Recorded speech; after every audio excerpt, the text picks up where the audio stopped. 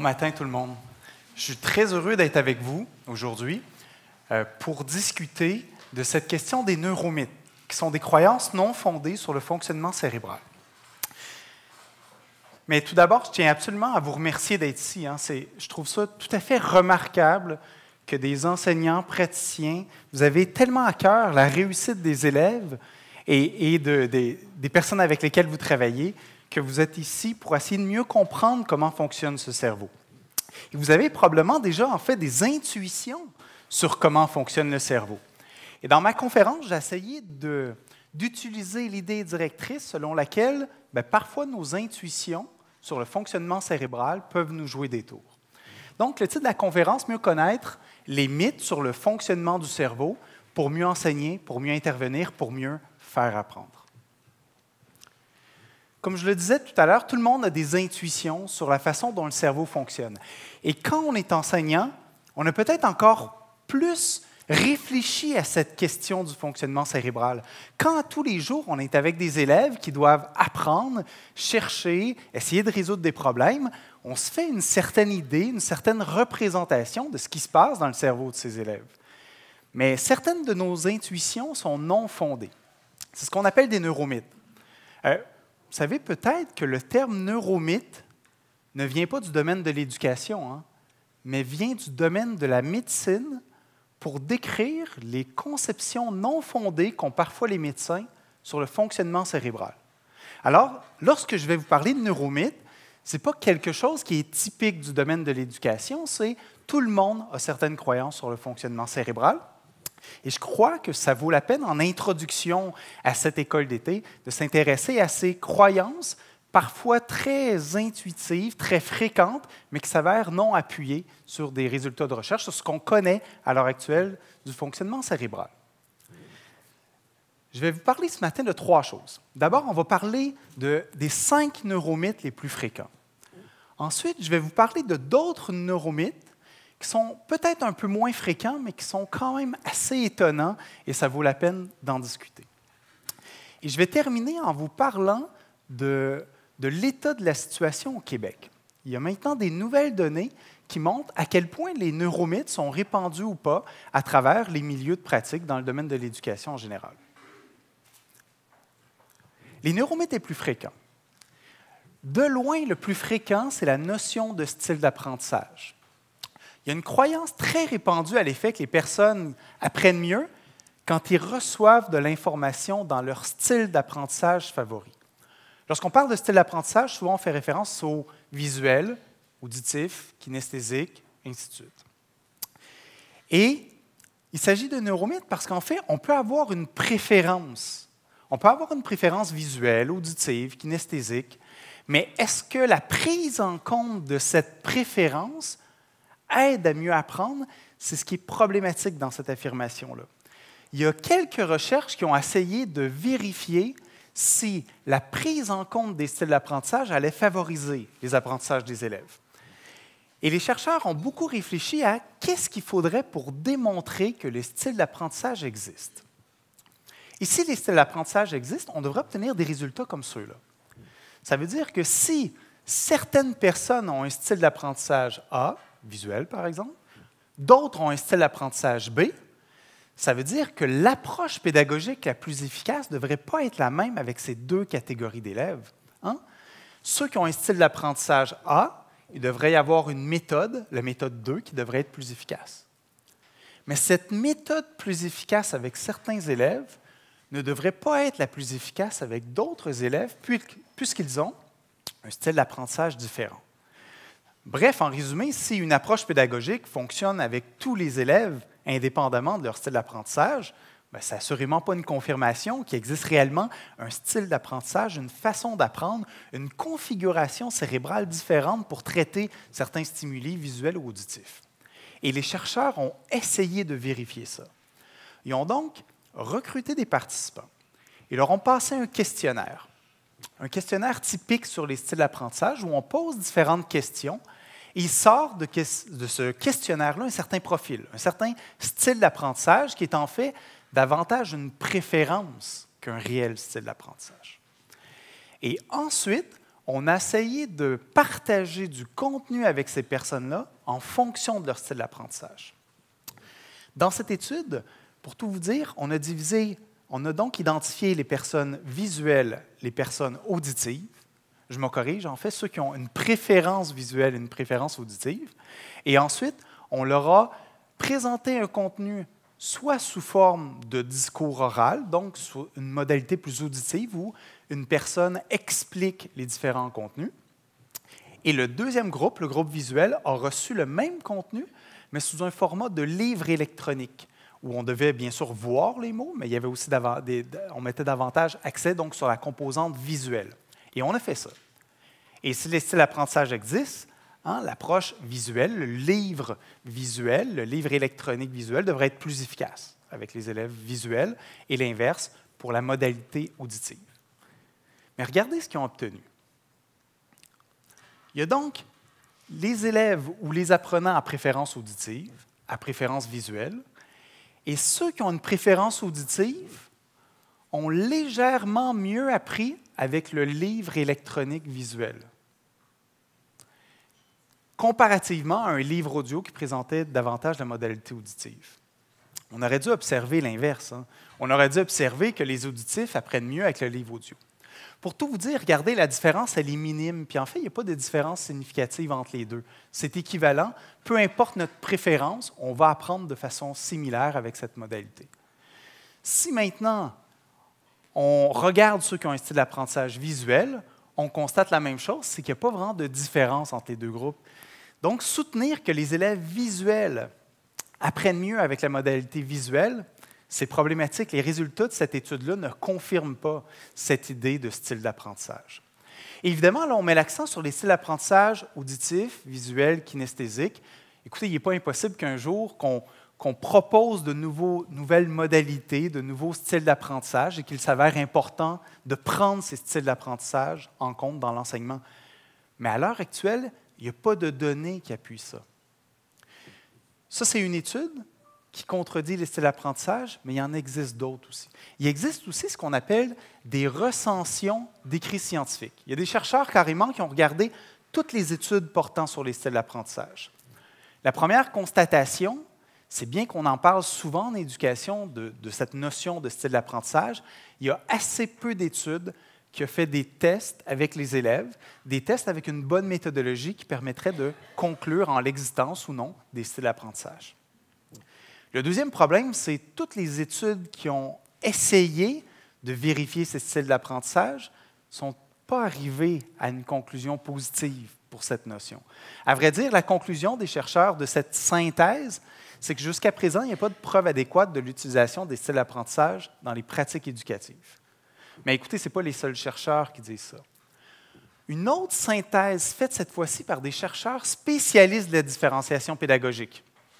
Des chercheurs qui ont peut-être un a priori positif en faveur des styles d'apprentissage, parce que bien sûr, l'une des façons de faire de la différenciation pédagogique serait sur la base des styles d'apprentissage.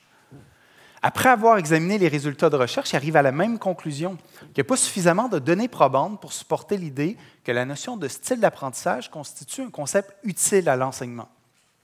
Ces chercheurs vont soutenir qu'il est important d'adapter l'enseignement aux élèves, de faire une certaine forme de différenciation pédagogique en fonction des connaissances antérieures, par exemple, mais que de faire cette différenciation pédagogique sur la base des styles d'apprentissage, ce n'est pas aussi efficace qu'on pourrait le penser. Et on pourrait le penser parce que, comme vous le savez très bien, les styles d'apprentissage sont hyper répandus. Je vais vous parler tout à l'heure des pourcentages de prévalence, c'est-à-dire le pourcentage de la population des enseignants qui adhèrent ou pas à cette idée de style d'apprentissage. Vous allez voir que c'est très, très élevé à travers le monde.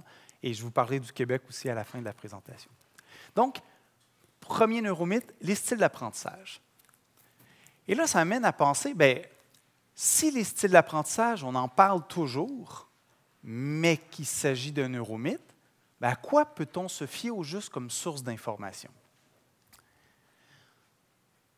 Il y a des types de sources qui sont davantage de nature scientifique, des sources un peu plus crédibles ou fiables au niveau scientifique.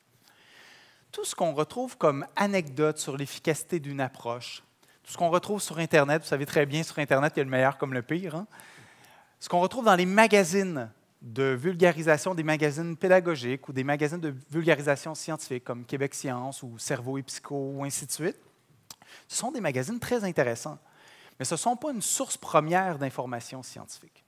Même les livres, en fait, ce n'est pas une source d'information scientifique en tant que telle. La plupart du temps, le contenu des livres, on s'entend, c'est très bien, puis ça nous apporte beaucoup de choses. Mais le contenu des livres ne passe pas à travers un processus d'évaluation aussi rigoureux que les articles scientifiques. Donc, si on a à se fier à quelque chose, idéalement, on se fie aux articles scientifiques et tout simplement parce que ces articles passent à travers un processus d'évaluation par les pairs. C'est-à-dire que les chercheurs écrivent un article, présentent des données, l'envoient à une revue, et cette revue ne va pas décider ou pas de publier l'article. La revue va faire évaluer le contenu, la méthodologie, les conclusions par différents experts du domaine, d'autres chercheurs, qui vont émettre un rapport. Et à partir de ce rapport, de cette évaluation, l'article va être ou pas publié. Vous savez, dans les grandes revues, il y a jusqu'à 90% des articles qui sont rejetés. Donc, ça constitue un filtre intéressant. Ce n'est pas parfait en passant, parce que dans les articles scientifiques, les recherches ont toujours certaines limites. Il y a de meilleures revues scientifiques que d'autres. Ce n'est pas parfait comme critère, mais franchement, si on a à se fier davantage à une source d'information qu'à une autre, on devrait davantage se fier aux articles scientifiques. Et c'est pour ça que tout ce que je vais vous présenter concernant les neuromythes, c'est seulement ce qu'on retrouve dans les articles scientifiques. Donc, on parlait des styles d'apprentissage, mais une autre notion fort répandue concerne ce qu'on appelle les intelligences multiples. C'est l'idée que les élèves, les apprenants, posséderaient un certain profil d'intelligence prédominant. Certaines personnes auraient une intelligence plus développée au niveau logico-mathématique, d'autres musicales, d'autres interpersonnelles. Il faudrait tenir compte de ces types d'intelligence dans l'enseignement. C'est quelque chose de très intuitif. Hein. En passant, la notion de style d'apprentissage était aussi très intuitive. Hein. On constate de façon évidente que tous les élèves n'apprennent pas de la même façon. On cherche à expliquer ces différences. On dit que la notion de style d'apprentissage est logique. Les intelligences multiples ont aussi cet aspect-là. On constate qu'un élève a de la difficulté. Bien, on essaie de comprendre cette difficulté-là. Et l'une des explications serait cette idée d'intelligence multiple, c'est-à-dire certains élèves auraient certains types d'intelligence plus prédominants, plus présents dans leur esprit. Et cette notion d'intelligence multiple est problématique à quelques égards. Je vous en présente quelques aspects. D'abord, la première chose, ça ne fait pas l'unanimité dans la communauté scientifique, les intelligences multiples. Ça, c'est la liste des articles scientifiques qui présentent les intelligences multiples comme un neuromythe, comme une fausse croyance. Et il y a au moins 3 problèmes avec cette question des intelligences multiples. Et ces 3 problèmes se retrouvent dans un des articles qui a été écrit qui me paraît fort intéressant, fort pertinent. Le premier élément problématique est décrit dans le sous-titre ici.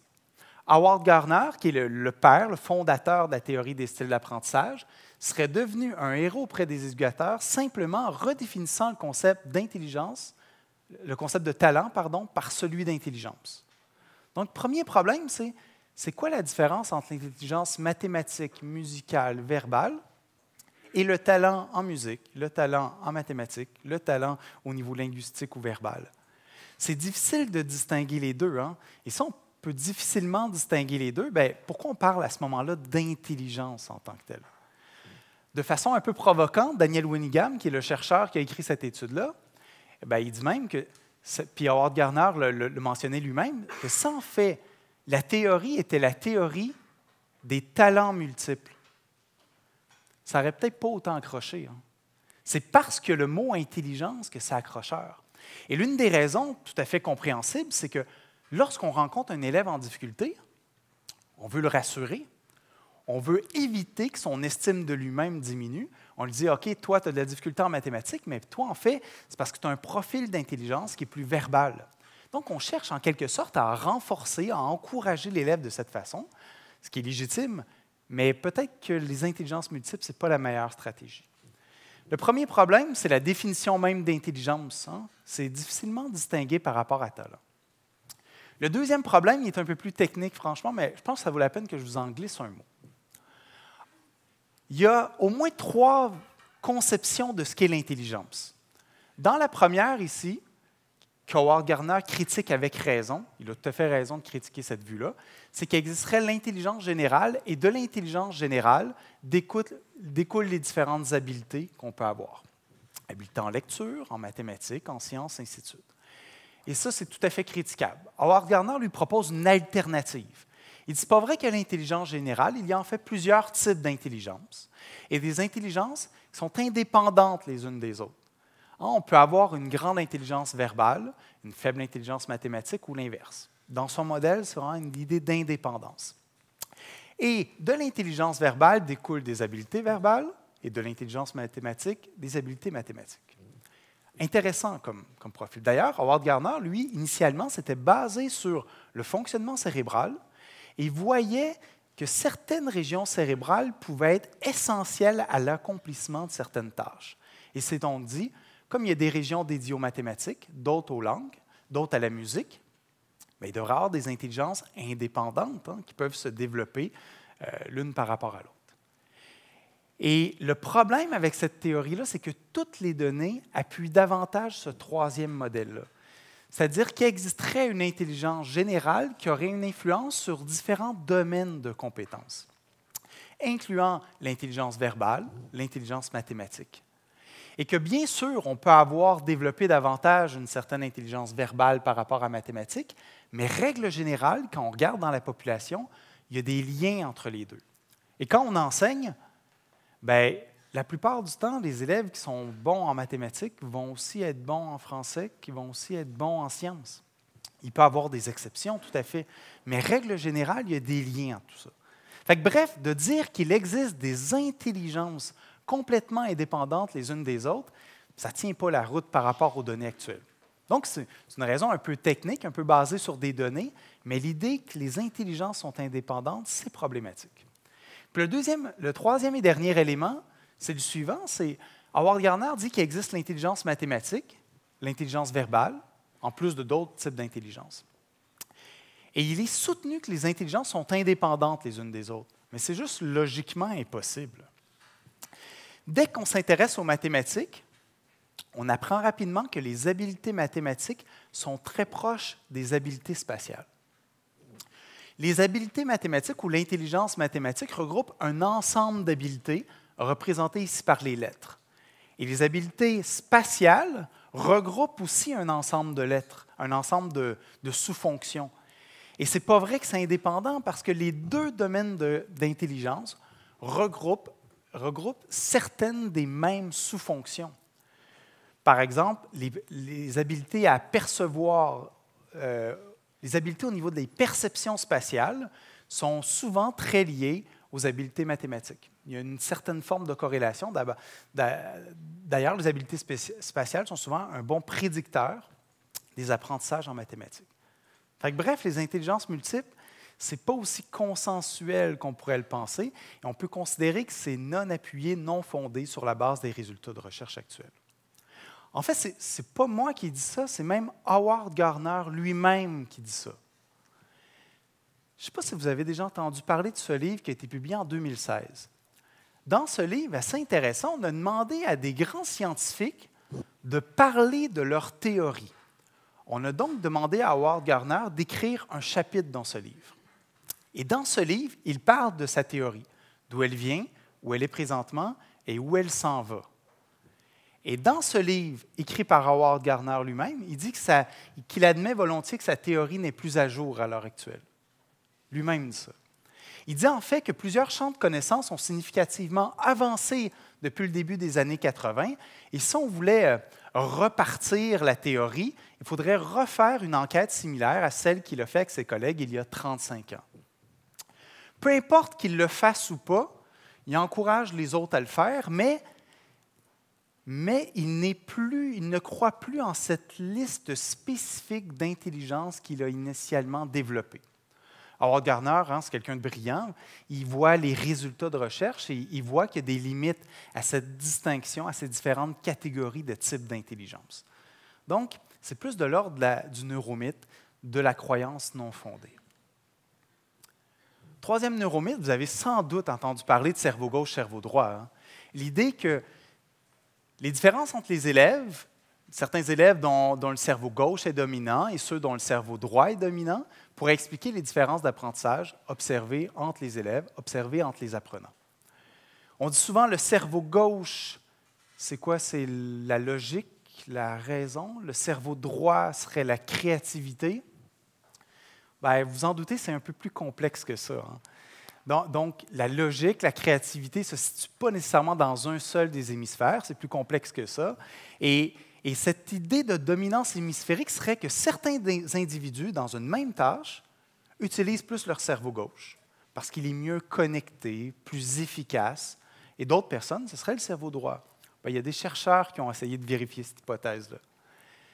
Dans cette étude, les chercheurs ont pris les images de plus de 20, des images du cerveau de plus de 1000 personnes, en fait. Et toutes ces personnes-là, on mesurait leur activité cérébrale, leur variation, pour voir s'il y avait un hémisphère dominant ou un hémisphère qui était davantage connecté, où il y avait une plus grande activation et synchronisation de l'activité. Et après avoir examiné donc les images de 1000 personnes, la conclusion, c'est que les données sont incompatibles avec cette idée que certaines personnes sont plus cerveau gauche, que d'autres sont plus cerveau droit. Évidemment, certaines personnes peuvent avoir plus d'intérêt ou avoir développé davantage leurs habiletés logico-mathématiques ou musicales ou artistiques. Ça existe, ça. Personne ne lit ça. Mais est-ce que ces caractéristiques observables sont causées par un fonctionnement cérébral différent puis une dominance interhémisphérique? Non. Si on utilise ce terme cerveau gauche, cerveau droit comme une métaphore, ça se défend. Hein? Mais si on le prend au premier sens du terme, une réelle dominance hémisphérique, il n'y a pas de données qui appuient cette idée-là. Donc, si on vous vend une pédagogie stipulant que l'école développe trop le cerveau gauche, ou une pédagogie qui consisterait à équilibrer les activités pour s'assurer que l'hémisphère gauche et l'hémisphère droit sont utilisés, bien, les fondements même de cette approche pédagogique seraient problématiques.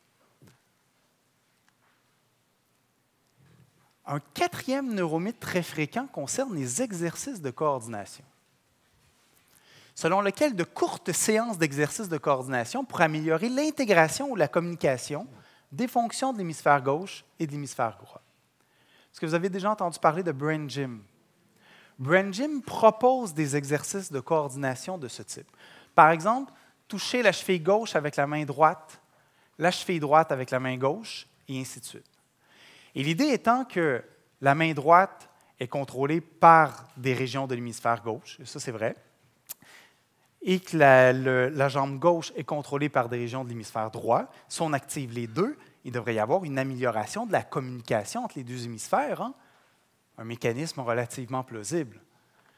Mais non, ça ne fonctionne pas, ce n'est pas efficace. Et Brain Gym, vous savez que c'est une entreprise qui est installée dans plus de 80 pays à travers le monde. On n'en parle pas juste au Québec, pas juste en France, mais à travers le monde. Et si vous consultez le site web de cette association, on dit que faire de la Brain Gym, ça améliore de façon dramatique, de façon très grande, la concentration, les habiletés scolaires en mathématiques, en français. Les prétentions sont très fortes. On associe au fait de faire ces exercices-là un résultat concret sur l'apprentissage des élèves. On pourrait s'attendre à ce qu'il y ait des études qui confirment ça. Et Brain Gym dit que ces propositions, ces affirmations sont basées sur des dizaines d'années de recherche. Bien, j'ai cherché cette dizaine d'années de recherche. Ils ont une section où on peut apprendre plus, et il y a une section sur la recherche, et j'ai trouvé des articles qui démontrent que Brain Gym fonctionne. Mais ces articles-là, d'abord, sont publiés dans la revue Brain Gym. OK. Deuxième des choses, on dit que c'est efficace et que ça fonctionne, mais on ne dit pas pourquoi c'est efficace et ça fonctionne. C'est-à-dire, on ne présente pas un test qui aurait été fait avec des élèves, avec par exemple un groupe où on fait de la Brain Gym, un groupe où on fait autre chose, où on ne fait rien, et qu'on compare les deux groupes. On ne décrit pas la méthodologie employée, et encore moins les tests statistiques pour conclure qu'il y a un réel effet. Fait que, bref, on dit que c'est appuyé par la recherche, mais il n'y a pas de recherche concrète qui appuie cette idée de Brain Gym. Pour tout vous dire, il n'y a aucune recherche scientifique, à ma connaissance, qui a testé les effets de Burn Gym. S'il y en a, vous me le direz parce que j'en connais pas. Aucune. Et la raison, c'est que les chercheurs trouvent ça tellement farfelu qu'ils ne consacrent pas de temps à tester les hypothèses de Burn Gym. Parce que vous savez qu'un des exercices, c'est de tourner dans le sens horaire en dessous des clavicules, dans le sens anti-horaire au-dessus du nombril, et au-dessus du nombril, ça serait le bouton qui active le cerveau. Et c'est quand même sérieux, là. Si c'était vrai, ça serait assez magique, hein? Avant d'apprendre, on demande aux élèves de faire un peu d'activation du cerveau. Et là, les élèves seraient mieux prédisposés, plus préparés à l'apprentissage. Évidemment, c'est complètement farfelu. En passant, là, si vous faites de la Burn Gym avec vos élèves, il n'y a aucun problème, hein? Ce n'est pas nocif pour les élèves de se lever de leur bureau, de faire des exercices, il n'y a aucun problème. Où j'accroche, c'est quand Burn Gym offre des formations, vend du matériel, quand la vingtaine d'exercices ont été brevetés. Les exercices, les petits exercices de coordination, là, je ne peux même pas, en théorie, vous les présenter complètement parce qu'ils sont brevetés et qu'on vend tous ces produits sur la base de l'efficacité sur l'attention et les résultats scolaires, alors qu'il n'y a aucune preuve qui démontre ça. C'est un peu problématique, hein? Donc, il n'y a pas d'études qui ont testé dans la salle de classe, mais il y a tout de même des articles scientifiques qui ont examiné Burn Gym et toutes les études portant sur Burn Gym. Et je vous le disais, il n'y a pas d'études crédibles présentant une méthodologie acceptable qui a testé Burn Gym. Et pour tout vous dire, leur conclusion, c'est que Burn Gym est fondée sur des hypothèses théoriques qui ont été depuis longtemps invalidées. Puis en plus, il n'y a aucune recherche de qualité qui démontre des résultats tangibles qui montreraient l'efficacité de l'approche. Mais ce n'est pas les seuls chercheurs. Un autre groupe de chercheurs dit la même chose. Quand on analyse les fondements de Burn Gym et des recherches qui ont été évaluées par les pairs, ça c'est les recherches, les articles scientifiques, ça ne supporte pas les prétentions des promoteurs de Burn Gym. Donc, quand on dit Burn Gym, ça fonctionne, c'est prouvé, ben non, ce n'est pas prouvé. Et je répète, il n'y a aucun problème à faire Burn Gym. Sauf que, tu sais, quand quelqu'un vous dit, si vous faites ça dans votre classe, les élèves vont mieux apprendre, vont être plus attentifs, vont avoir moins de difficultés, il faut qu'il y ait des données qui appuient cette idée-là. Et d'ailleurs, dans cette école d'été, c'est ça l'idée, c'est d'essayer de s'appuyer autant que possible sur des résultats de recherche tangibles. Je vous parle d'un 5e et dernier neuromythe fréquent. Vous avez déjà entendu parler qu'on utilise seulement 10 % de notre cerveau. C'est évidemment un neuromythe, ça aussi. Et si c'était vrai, ce serait assez simple d'organiser l'école d'été, hein? Je crois qu'on aurait fait seulement une demi-journée. On serait venu avec vous, on vous aurait montré comment débloquer le 90 % restant, et tous les élèves auraient pu apprendre beaucoup plus facilement, beaucoup plus aisément. Tu sais, l'idée du 10 % c'est difficile de savoir d'où ça vient. Mais l'une des raisons, c'est peut-être que quand on regarde des images de l'activité cérébrale, on a l'impression qu'il y a juste quelques régions cérébrales qui s'activent, environ 10 % Et là, on pourrait dire, si tout le cerveau pouvait s'activer quand on fait des mathématiques ou la lecture, ce serait plus optimal. Mais en fait, c'est que toutes les régions jouent un certain rôle, mais ne contribuent pas de la même façon en fonction des tâches. Lorsqu'on fait des mathématiques, lorsqu'on fait de la lecture, lorsqu'on fait des sciences, ça peut impliquer des régions similaires, mais aussi des régions différentes. Écoutez, à chaque jour, il y a des centaines, voire des milliers d'images de l'activité cérébrale et du cerveau qui sont prises. On n'a jamais trouvé une personne qui avait une région cérébrale qui ne servait à rien, qu'on pouvait comme recruter pour un nouvel apprentissage, ça n'existe juste pas. Donc, ce mythe du 10 % est un mythe. D'ailleurs, il y a eu un film il y a quelques années, hein, c'était Lucy, je crois, le titre, où la personne, grâce à une technique quelconque, on a débloqué son 90 % de son cerveau. Et pour tout vous dire, ça ne se passait pas très bien à ce moment-là, hein. Vous regarderez sur Internet un preview du film, vous allez voir que tout se met à exploser et à bouger. C'est très inquiétant. En tout cas, si on utilise seulement 10 % de notre cerveau, je ne vous conseille pas de débloquer le 90 % du cerveau restant. Okay? Mais dans tous les cas, il s'agit d'une fausse croyance. Donc, toute l'idée qu'il y aurait des approches ou des techniques pour débloquer le cerveau, débloquer le potentiel restant du cerveau, c'est non fondé à ce moment-là. En plus de ces neuromythes fréquents, il il y a certaines idées qu'on voit souvent. Et ces idées-là ne se retrouvent, on ne connaît pas nécessairement le pourcentage de prévalence. On ne présente pas toujours ça comme un neuromythe en tant que tel, mais je pense qu'on peut les classer dans les neuromythes. Je vous en présente 2, 3 assez intrigants. Certains des neuromythes, vous les connaissez peut-être déjà. Donc, autre neuromythe étonnant.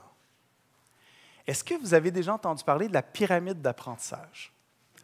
Dans cette pyramide, on soutient, source à l'appui, parce que c'est souvent écrit National Training Laboratories, puis c'est crédible, qu'il y a certains pourcentages associés à certains types d'activités. Selon cette pyramide, on retient seulement 5 % de ce qu'on entend dans un enseignement magistral. On retient seulement 10 % de ce qu'on doit lire. Mais on va retenir 90 % de ce qu'on enseigne aux autres ou ce qu'on explique. Je pense qu'on peut classer... c'est plus ou moins un neuromythe, mais je crois qu'on peut le classer dans les neuromythes pour les raisons suivantes. Okay? Première des choses, il n'existe aucune étude qui montre ces pourcentages précis. Ça n'existe pas. Quand on regarde la source et qu'on questionne ce laboratoire-là, il n'y a pas de résultats de recherche qui a des chiffres précis. Ça découle probablement d'une thèse de doctorat où une personne avait fait une pyramide avec différentes approches actives ou passives, mais qu'il n'y avait pas d'études qui confirment ces pourcentages-là. Donc, premier élément problématique. Deuxième élément, c'est n'importe quelle de ces activités peut être plus ou moins efficace en fonction de multiples paramètres. Par exemple, il y a des études qui montrent qu'effectivement, expliquer aux autres peut aider à apprendre. Souvent, on parle de principe d'élaboration d'explication. Lorsqu'on demande aux élèves d'expliquer pourquoi ou comment on fait pour résoudre un problème, ça a des chances d'être efficace et que donc les élèves puissent apprendre et retenir davantage. Mais il y a plusieurs paramètres qui peuvent influencer. L'une des conclusions de la recherche, c'est si l'élève connaît beaucoup le domaine, s'il a beaucoup de connaissances antérieures sur le sujet qu'il doit expliquer, il va expliquer et effectivement, il va mieux apprendre, mieux consolider ses apprentissages. Mais s'il ne connaît rien sur un sujet et qu'il essaye de l'enseigner, les études montrent que ce n'est pas efficace, ça ne va pas vraiment l'aider à apprendre, ce qui est évident. Pour l'enseignement magistral, c'est pareil. Il y a certaines techniques ou stratégies qu'on peut utiliser qui vont rendre l'enseignement magistral plus ou moins efficace. Fait que, associer des pourcentages précis, ça n'a juste aucun sens parce qu'il y a beaucoup de facteurs qui jouent un rôle. Cela dit, il y a une certaine logique qui est assez fondée.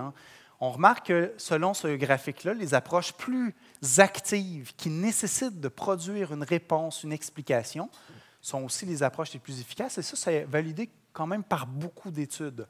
Règle générale, quand l'élève doit chercher dans sa tête, produire une réponse, ça va avoir un effet plus bénéfique sur l'apprentissage. Fait que, ce n'est pas complètement farfelu, mais ces chiffres précis-là, qui seraient toujours vrais indépendamment des autres caractéristiques liées à l'enseignement magistral, à la lecture et ainsi de suite, ça s'avère non fondé. C'est plus de l'ordre du neuromythe aussi. Est-ce que vous aviez déjà entendu parler de cette pyramide d'apprentissage? Oui, hein? Est-ce que vous saviez que c'était non fondé? Non, hein? OK, j'ai bien fait de vous en parler, c'est bon. Mais je répète que ce n'est pas entièrement non fondé. L'idée de privilégier des approches actives où l'élève va chercher, va essayer d'expliquer, c'est valable. Mais c'est cette hiérarchie hyper belle. Vous savez, quand il y a quelque chose de trop beau, c'est parfois que ce n'est pas vrai. Okay? C'est une des stratégies qu'on peut utiliser pour déterminer, pour distinguer les neuromythes. Une autre chose, vous avez peut-être déjà entendu parler de la fameuse étude de l'Université Cambridge qui démontre qu'on fait une lecture globale des mots. Est-ce que vous connaissez? Selon une étude de l'Université Cambridge, l'ordre des lettres dans un mot n'a pas d'importance. La seule chose qui compte est que la première et la dernière lettre soient à la bonne place. Le reste peut être dans un désordre total et vous pouvez toujours lire sans problème. C'est parce que le cerveau humain ne lit pas chaque lettre, mais un mot comme un tout. Une étude de l'Université Cambridge. C'est une bonne université, hein?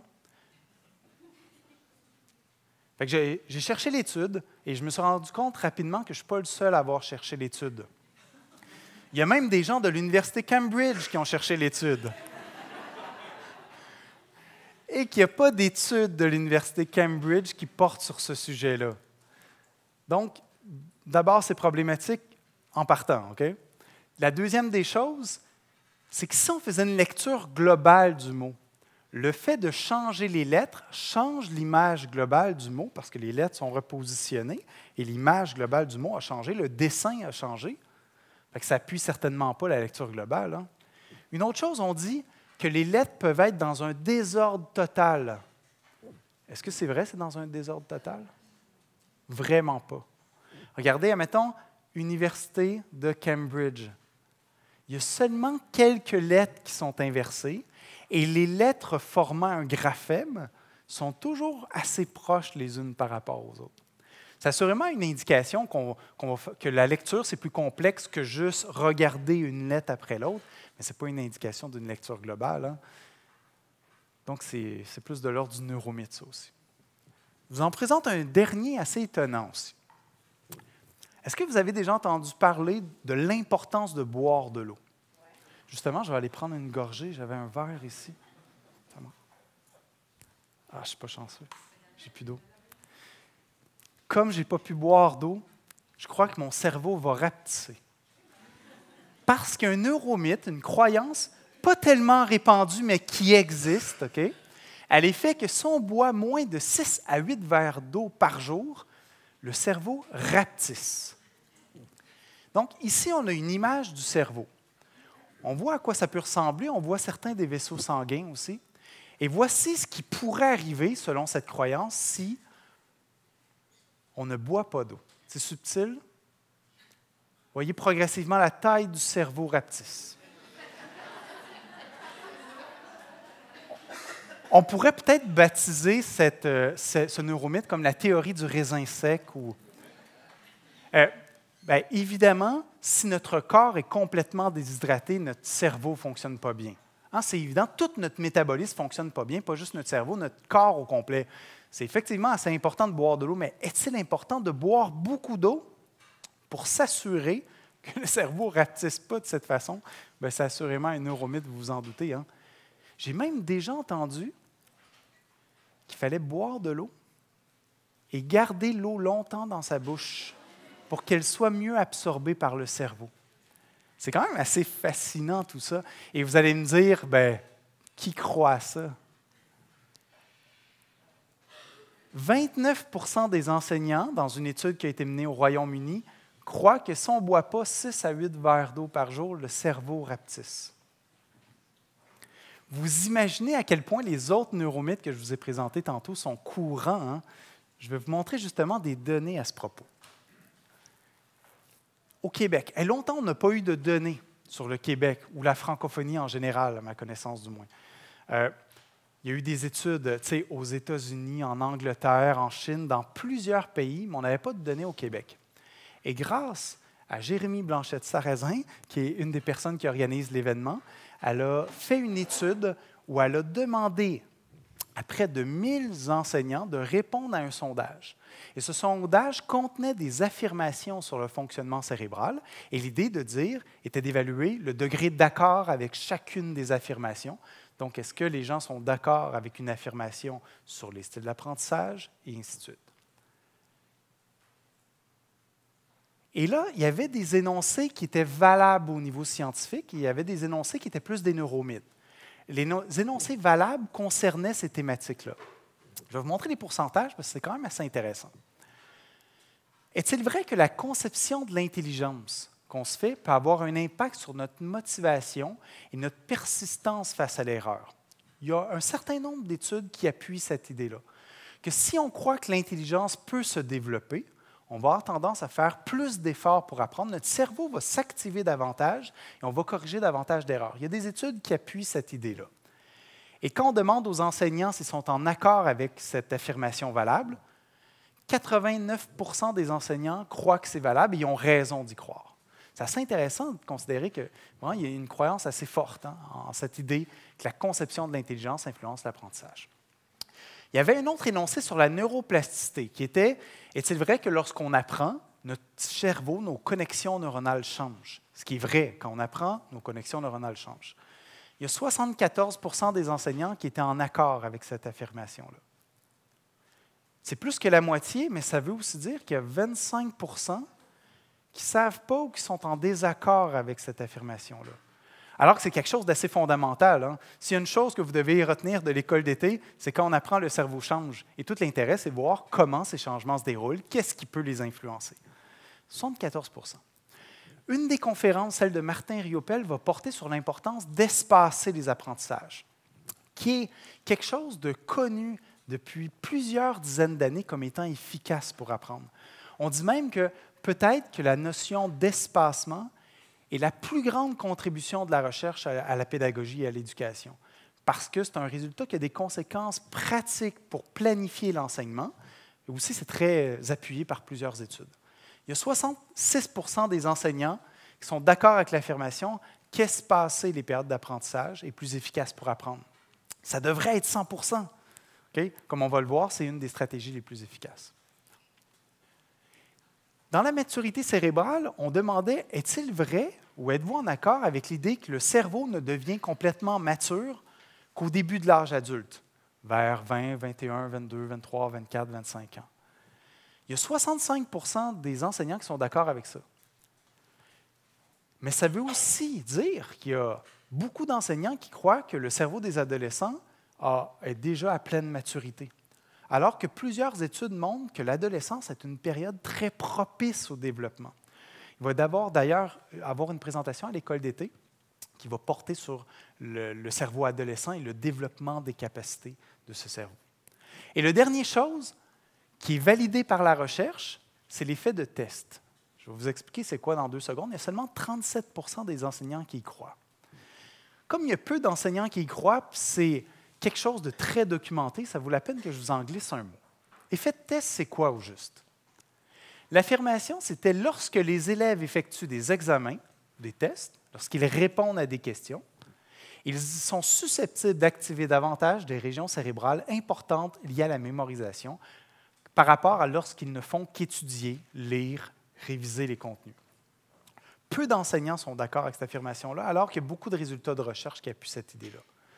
Il y a des recherches, par exemple, qui montrent que quand on doit répondre à des questions en opposition à lorsqu'on doit étudier, étudier étant réviser, relire, 2 régions cérébrales sont significativement plus activées. Ce sont des régions qui sont souvent en lien avec l'encodage efficace de l'information.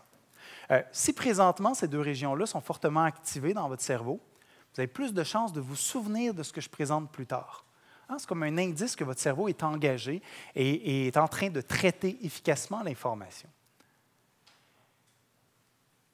Je soupçonne que ce qui accroche les enseignants, c'est l'idée d'examen, de test, de notes.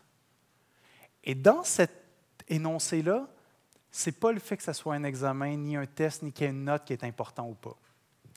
Ce qui est assez efficace pour apprendre, c'est de faire l'effort de s'en souvenir, de chercher dans notre tête une information, une explication, une démarche.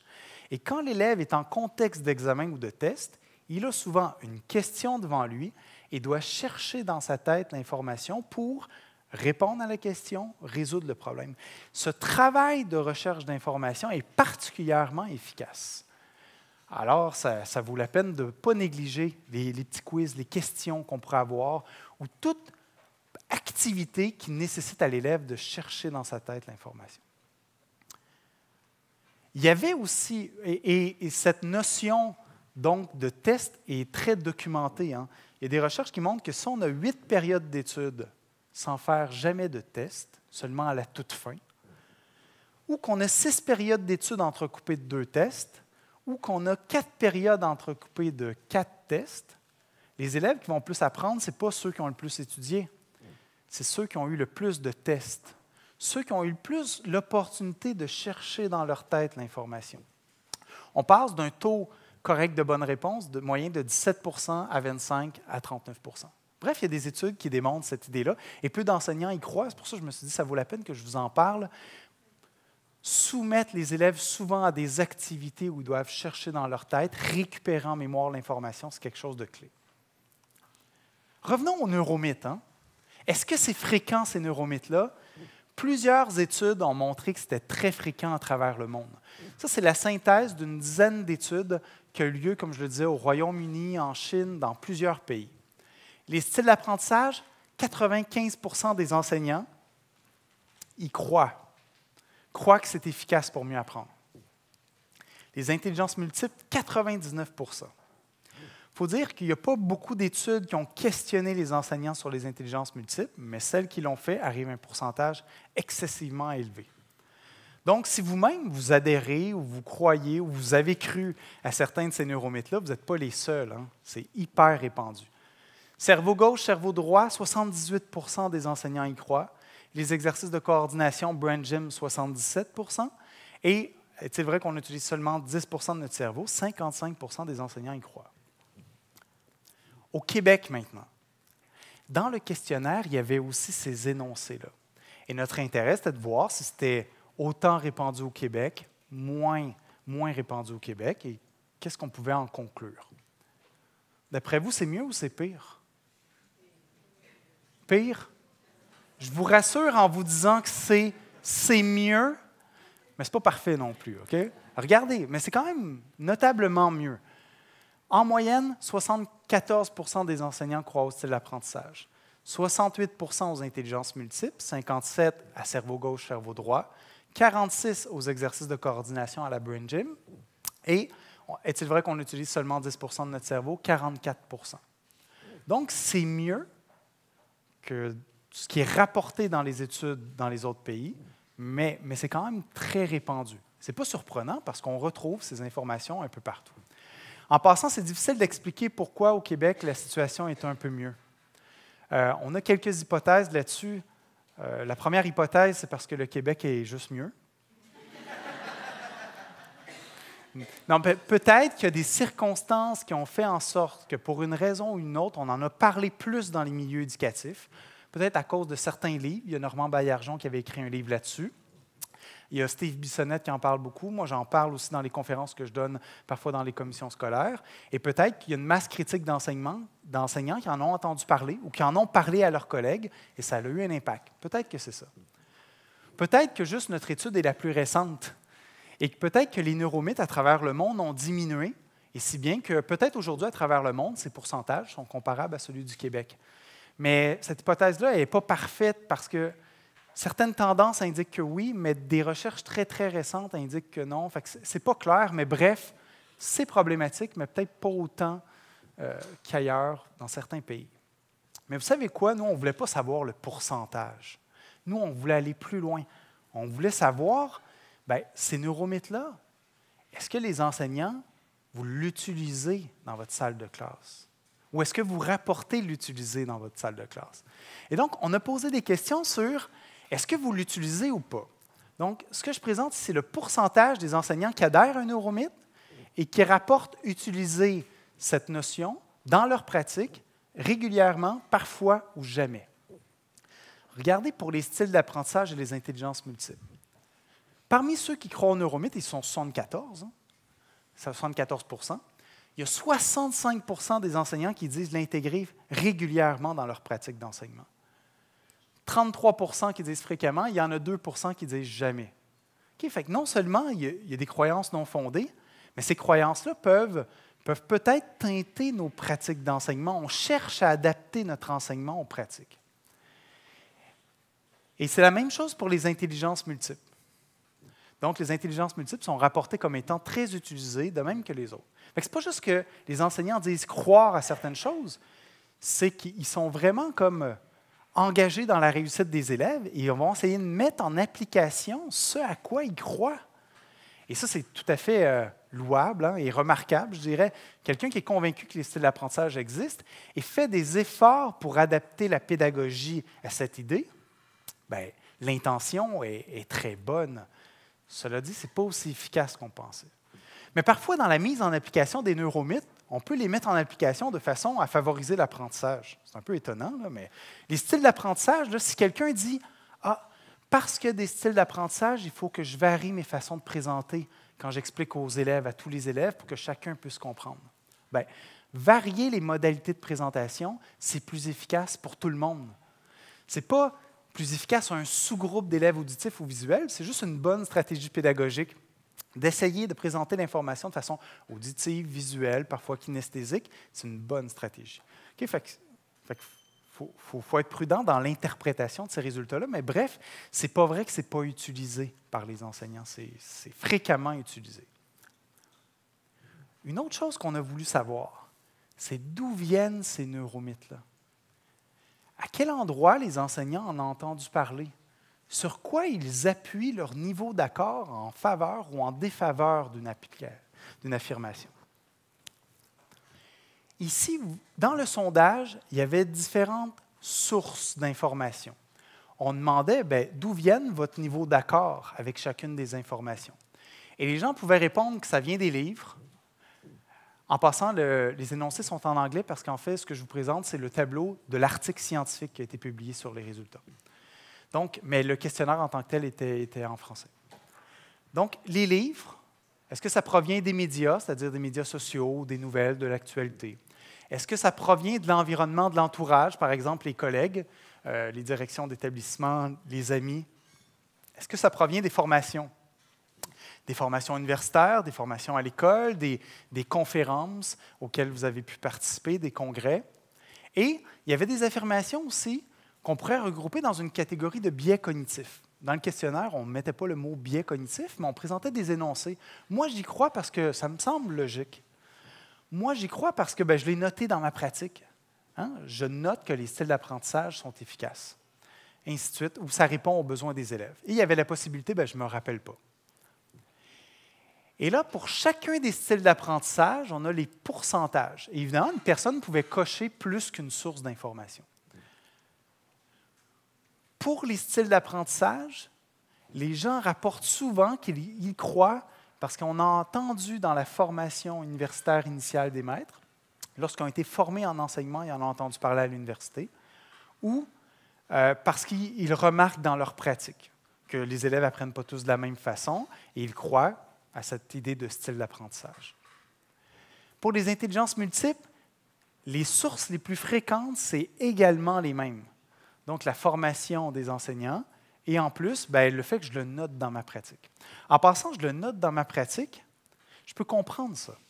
Et supposons que quelqu'un dit « Moi, je crois au style d'apprentissage parce que je le remarque que c'est efficace dans ma pratique. » Je suis convaincu que cette personne-là ne ment pas, là. Mais ce qui est peut-être arrivé, c'est qu'en classe, il y a un élève qui n'a pas bien compris. Et que là, à la suite d'un questionnaire, on sait que cet élève-là est davantage visuel. Cet élève-là va venir en récupération, une séance de rattrapage, et on va lui réexpliquer en tenant compte de sa modalité visuelle.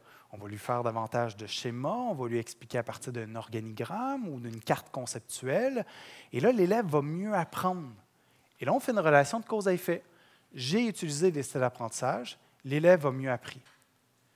Mais a-t-il mieux appris à cause de la prise en compte du style d'apprentissage ou parce que c'était la deuxième fois qu'on lui expliquait?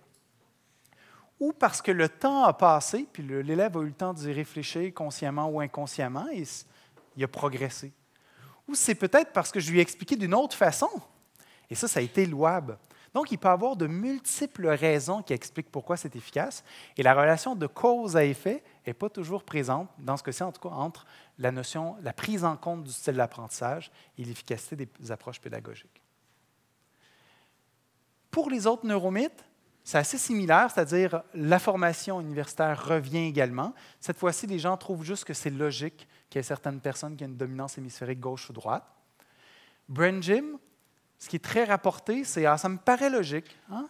Ça me paraît logique de croire que si on favorise l'activation des deux hémisphères, on améliore la communication, donc l'apprentissage. » Et pour le 10 %, lui, il était un peu différent parce qu'on en parle aussi selon les personnes qui rapportent les résultats. C'est les enseignants qui rapportent en avoir entendu parler, bien sûr. 30 % disent qu'ils en ont entendu parler à l'université et 53 % en ont entendu parler dans les nouvelles, dans l'actualité. Peut-être parce que c'est un neuromythe qui est comme un peu plus populaire ou répandu dans l'actualité, dans la façon, dans les films et ainsi de suite. Très fréquent, ça. Hein? On a essayé de voir, si on combine tous les neuromythes, c'est quoi la source la plus fréquente? Il y en a 3 qui se distinguent. D'abord, c'est la formation universitaire. Ensuite, c'est « je trouve que c'est logique ». Ensuite, je l'observe dans ma pratique, et ainsi de suite. Bien, d'abord, la formation universitaire. Okay? Il faut faire attention, je pense, avant de dire « c'est juste à cause de l'université ». Je ne pense pas que c'est aussi simple que ça. D'abord, les personnes qui ont été questionnées, c'est des enseignants des écoles. Ils ont eu leur formation universitaire il y a parfois quelques, voire plusieurs années. Peut-être qu'ils en ont entendu parler à l'université, mais peut-être qu'on n'en parle plus à l'université présentement. La deuxième chose, c'est que peut-être les gens en ont entendu parler, mais ils ne se souviennent pas exactement de ce qui a été dit. Et peut-être que ce qui a été dit, c'est valable, mais ce qu'ils ont retenu ou appris après des années, peut-être le souvenir n'est pas si clair que ça. Fait que moi, je serais prudent avant d'accuser l'université d'emblée à partir de ces résultats-là. Cela dit, moi, je trouve ça hyper préoccupant. L'idée que dans la formation universitaire, il peut y avoir des affirmations fortes présentées comme des vérités, mais qui sont en fait non fondées sur des résultats de recherche, c'est complètement préoccupant. Puis j'espère que chaque université va être préoccupée par le fait d'essayer d'éviter de présenter des affirmations fortes et non appuyées sur aucun résultat de recherche. Les deux autres sont fort intéressants parce qu'ils touchent aux intuitions. Ça me paraît logique, je l'observe dans ma pratique, et c'est pour ça que je vous disais en introduction, faire attention. Faire attention aux intuitions qu'on peut avoir sur le fonctionnement cérébral. Donc, mieux connaître les mythes sur le fonctionnement cérébral, je pense que ça vaut la peine pour reconnaître ces neuromythes-là. Et lorsque vous êtes en contact avec des livres, des magazines, des conférences, vous allez avoir au moins quelques points de repère sur quelques-uns de ces neuromythes-là. À mon avis, il y en a deux qui sont vraiment importants parce qu'ils sont très fréquents, rapportés comme étant très utilisés, c'est les styles d'apprentissage et les intelligences multiples. En particulier parce qu'ils créent des catégories d'élèves qui sont non fondées et qui sont réductrices aussi. Tu sais, si on dit à l'élève, toi, tu es un élève visuel, on lui dit non seulement qu'il est un élève visuel, on lui dit aussi qu'il n'est pas un élève auditif. Et donc, devant quelqu'un qui lui explique oralement quelque chose, cet élève-là va peut-être se dire « moi, je ne comprends rien, mais c'est parce que je suis visuel. » Plus tard, je regardais dans le livre, je me ferai un schéma. C'est embêtant, ça, parce que c'est non fondé. On limite les possibilités de l'élève en tant qu'apprenant. Les intelligences multiples, c'est un peu pareil. Toi, tu as une intelligence musicale. Ça veut aussi dire que ton intelligence mathématique, elle est moins grande. Et si on ne croit pas, si on croit qu'on a certaines caractéristiques prédéterminées, on va être moins tenté de faire des efforts. Donc, ces deux neuromythes-là, si on fait des catégories d'élèves, c'est vraiment embêtant. On réduit le champ de possibilités de l'élève, on le restreint à certaines catégories qui peuvent ultimement peut-être nuire à ses apprentissages. Ces deux éléments sont assez importants, sont assez clés, mais le message central que je voulais vous partager ce matin, c'est parfait d'avoir des intuitions, et vous allez voir, je l'espère, durant l'école d'été, que plusieurs de vos intuitions sont tout à fait valables. Mais certaines des intuitions sont moins valables. Je pense que ça valait la peine d'en discuter ce matin en introduction à cette école d'été. Merci beaucoup de votre attention. C'est très gentil.